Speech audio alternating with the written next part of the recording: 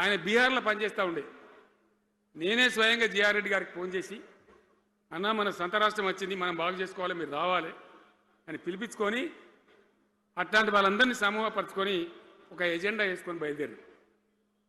అంతకుముందు సమైక్య రాష్ట్రంలో మొత్తం తెలంగాణ చెరువులు నాశనం చేసింది. కాకతీయ రాజులు తవ్వించిన చెరువులు ఉండే మనకు బ్రహ్మాండంగా ఒక 75-80 వేల చెరువులు ఉండే. ఆంధ్ర పాలకుల సమైక్య పాలనలో మొత్తం నాశనం పట్టేసిండ్రు, కబ్జాలు పెట్టిండ్రు, నాశనం పట్టిండ్రు.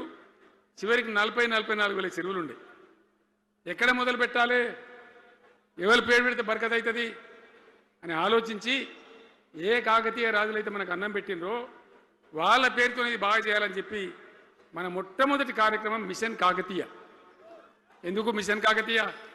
ఆ చెరువుల దరిద్రం వదిలిస్తే, వాటిని బందోబస్తు చేస్తే, వాటిలో నీటి నిల్వ సామర్థ్యం పెరిగితే గ్రౌండ్ వాటర్ పెరుగుతుంది, బోర్లు బాగా నీళ్ళు వస్తాయి.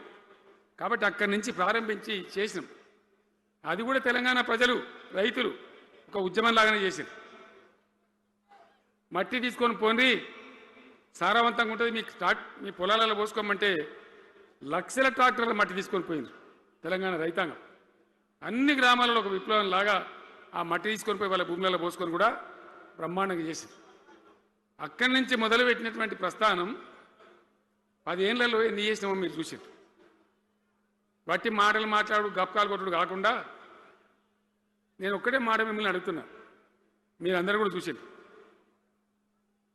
శాసనసభలో నిలబడి ఈ రాష్ట్ర చరిత్రలో ఎవడన్నా ఒక ముఖ్యమంత్రి ఈ 5 ఏళ్లలో మిషన్ భగీరథ కంప్లీట్ చేసి ప్రతి ఇంటికి నల్లా పెట్టి మంచినీళ్ళు ఇవ్వకపోతే మల్ల తేపకు నేను నిలబడడం, ఓట్లు అడగం అని చెప్పిన ముఖ్యమంత్రి ఎవరన్నా చూసినామా?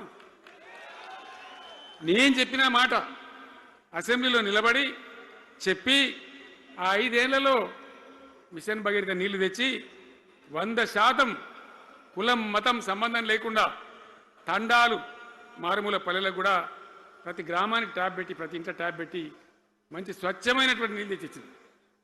5 ఏళ్ళు నడిచింది, నడవలే? మిషన్ భగీరథ నీళ్ళు పుష్కలంగా రాలే? ఏమన్నా రాలేదా? వచ్చినాయా? మరి ఇప్పుడు ఏం రోగం పుట్టింది నాకు అర్థం కాదు. ఇప్పుడు ఎందుకు గుంటుతుంది అది? ఎందుకు నీళ్ళు ఎత్తలేవు?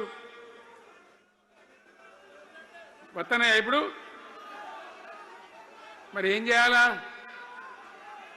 లాగులు వలగదాకా చంపాలే. మంచి మాట కాకపోతే ఏం చేస్తారు?